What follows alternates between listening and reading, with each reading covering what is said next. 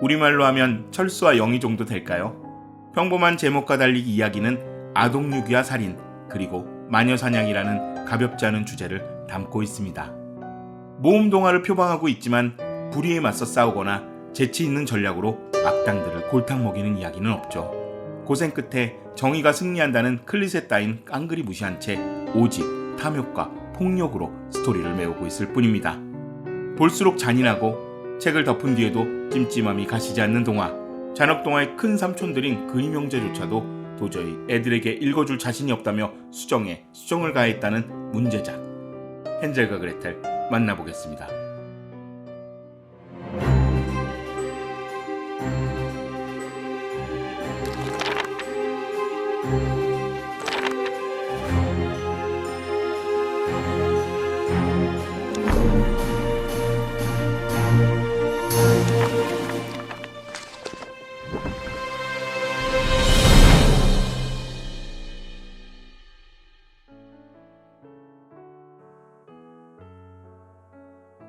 안녕하세요.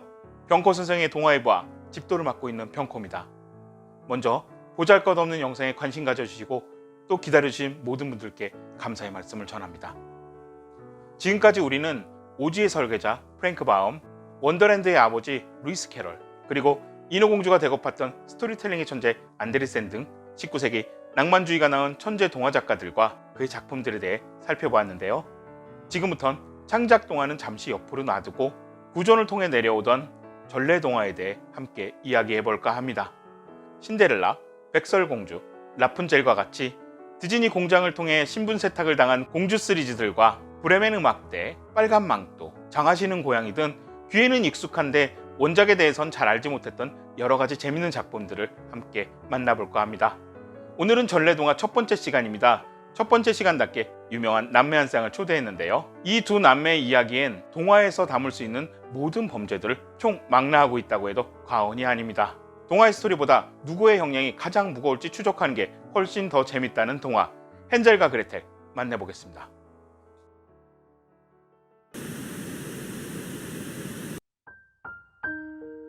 가난한 나무꾼 부부는 생활고를 이기지 못하고 자식들을 숲에 버리기로 결심합니다. 처음 아이들을 버리러 갔을 때 이를 알아챈 헨젤이 조약돌을 하나씩 떨어뜨려 그것을 추적해 다시 집으로 돌아올 수 있었습니다. 그러나 두 번째 버려졌을 땐 미처 조약돌을 준비하지 못했죠. 급한 대로 가지고 있던 빵 부스러기로 왔던 길을 표시해 두었는데 그만 새들이 다 먹어버리는 바람에 돌아갈 길을 잃어버리고 맙니다. 꼼짝없이 깊은 숲속에 갇혀버린 남매는 집으로 돌아갈 길을 찾아 어둡고 침침한 숲을 헤매기 시작했습니다. 배가 고파 쓰러지기 직전 남매는 숲 한가운데서 과자로 만들어진 신기한 집을 발견합니다. 저게 뭐지? 하는 호기심도 잠깐. 너무나 배가 고팠던 오누이는 누가 먼저랄 것도 없이 집에 달라붙어 과자를 뜯어먹기 시작했습니다. 그때 한 노파가 덜컥 문을 열고 나와 집안에 더 맛있는 것이 많다며 아이들을 초대했습니다. 집에 들어서자마자 돌변한 노파는 헨젤을 철창에 가두고 그레텔은 하녀로 만들었습니다. 노파는 사람을 잡아먹는 마녀였습니다. 마녀는 철창 안에 갇힌 헨젤에게 먹을 것을 주었고 매일매일 팔뚝을 만져보며 살이 얼마나 쪘는지 확인했습니다. 그때마다 헨젤은 자신의 팔 대신 뼈다구를 내밀어 생명을 부지할 수 있었습니다. 결국 마녀는 살이 불지 않는 오빠 대신 동생을 먼저 잡아먹기로 하고 그레텔에게 화덕에 불을 붙이라고 시켰습니다. 그러나 자신이 죽임을 당할 것을 알아챈 그레텔은 꾀를 내어 화덕에 문제가 있다며 노파를 유인한 뒤 화덕 밖에서 문을 잠가버렸습니다. 오빠는 풀려났고 마녀는 자신의 화덕에서 불에 타 죽어버렸습니다. 남매는 마녀의 집에서 보물을 들고 나와 집으로 향했습니다. 큰 강을 만났을 때 오리들의 도움을 받아 무사히 강을 건너올 수 있었습니다. 집에 도착했을 땐 자신들을 숲에 버리자고 꼬드기던 계모는 이미 죽은 상태였으며 아버지와 눈물의 상봉을 한 뒤 오래오래 행복하게 살았습니다.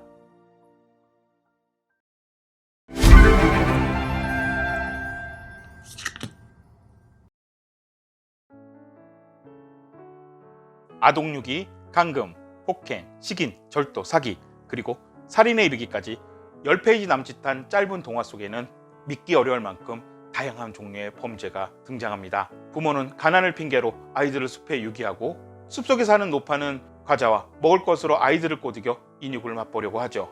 그러나 이 동화에서 정말 무서운 사람은 따로 있습니다. 바로 헨젤과 그레텔 남매입니다.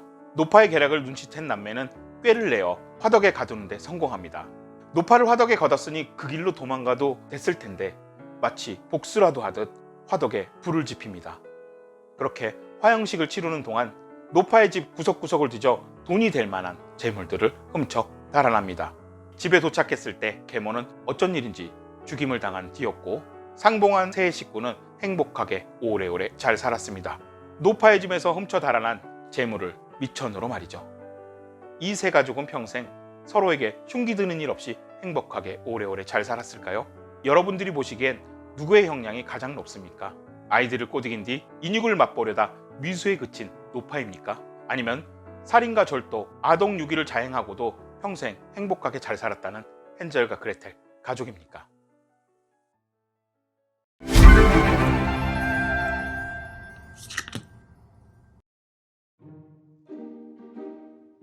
잭과 콩나무와 함께 헨젤과 그레텔은 교훈 없는 동화의 대표 주제로 분리되곤 합니다. 창작 동화와 달리 전래 동화에는 교훈 없는 스토리의 동화를 찾아보기 힘듭니다.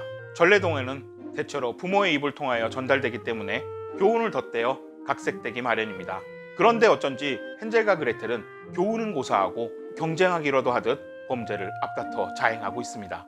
아이들을 숲에 버리자고 꼬드긴 사람이 계모라고 되어 있지만 실제 원작에서는 무려 친모였습니다. 동화책 제목이 아이들과 가정을 위한 이야기인데 이러면 안 되겠다 싶었든지 네 번째 판본부터 친모를 계모로 슬쩍 바꿔놓은 것이죠. 아동유기와 폭력과 절도 그리고 이어지는 갖가지 범죄를 보고 있느라면 이게 정말 아이들에게 읽어주기 위한 동화인가 싶은 의구심마저 들게 되는데요. 이 이야기가 유독 동화답지 않은 이유는 따로 있습니다. 바로 메시지의 도착지가 뒤바뀌었기 때문입니다. 최종 수신자는 아이들이 아닌 아이들을 유기하는 못된 부모들입니다. 19세기 유럽 중엽엔 실제로 아이들이 숲속에 많이 유기되었고 그렇게 유기된 아이들은 굶어 죽거나 들짐승의 먹이가 되거나 심지어 불황당들의 무리에 흡수되는 경우가 많았다고 합니다. 헨젤과 그레텔을 봅니다. 숲에 버려졌던 아이들이 다시 집을 찾아옵니다. 그러나 부모는 아무렇지도 않은 듯 다시 아이들을 숲으로 데려갑니다. 헨젤과 그레텔 남매는 이에 굴하지 않고 집을 찾아가기 위해 필사의 노력을 다합니다. 이 이야기를 버림받는 자와 버리려는 자의 사투라고 볼 때 승자는 버림받은 자, 즉 아이들입니다. 과정이 어찌되었던 아이들은 자신들의 지략을 통해 마녀를 무찔리고 또 재산을 한몫 두둑히 챙겨서 집으로 돌아갑니다. 그러나 버리려는 자는 절반만 살아남아 아이들이 챙겨온 재물을 반겨줍니다.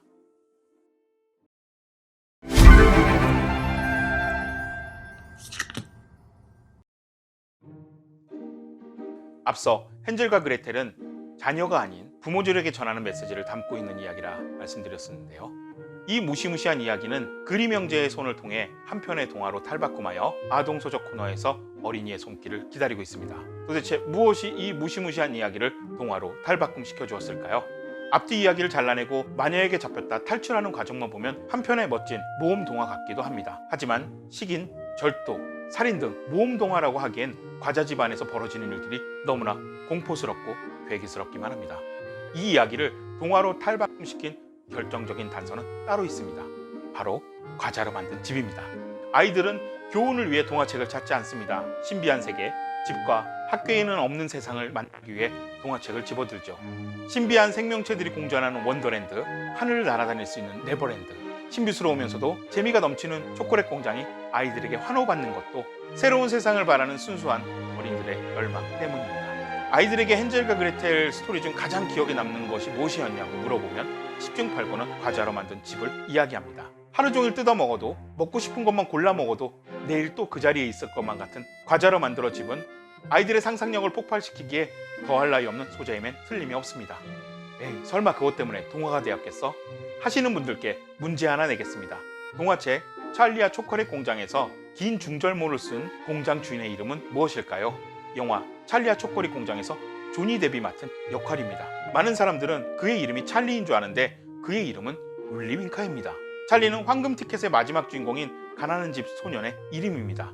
영화를 본 사람들조차 기억을 못해 고개를 갸우뚱하곤 합니다. 괜찮습니다. 이 판타스틱한 이야기를 즐기는데 주인공의 이름 따윈 그다지 중요하지 않으니까 말이죠.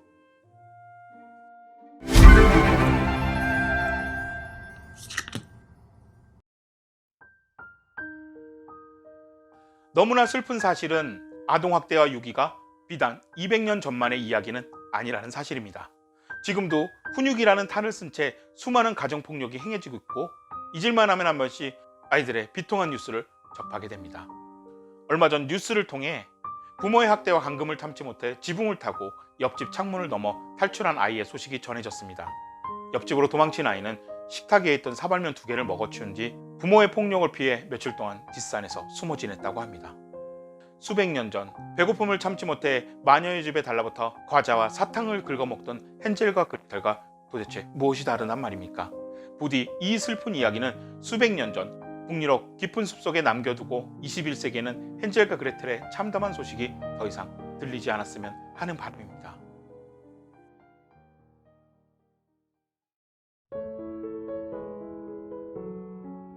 오늘은 동화의 고전인 그림 형제의 동화집에 실린 헨젤과 그레텔에 대해 이야기해보았습니다.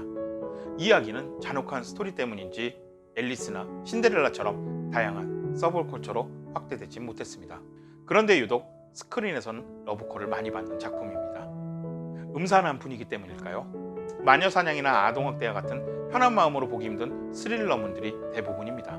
사실 이번 편에선 중세에서 시작하여 현재까지 이어지고 있는 마녀사냥에 대해 이야기해볼까 했는데요. 마녀 이야기는 앞으로도 이야기 속에 많이 등장할 것 같아서 조금 뒤로 미루도록 하겠습니다. 언젠가 삘 받으면, 아니 소재가 바닥나면 동화 속에 등장하는 마녀와 중세시대에 자행된 마녀사냥에 대해 심층적으로 다뤄보도록 하겠습니다. 지금까지 대표적인 잔혹동화 헨젤과 그레텔이었고요. 저는 집도이 병코였습니다. 감사합니다.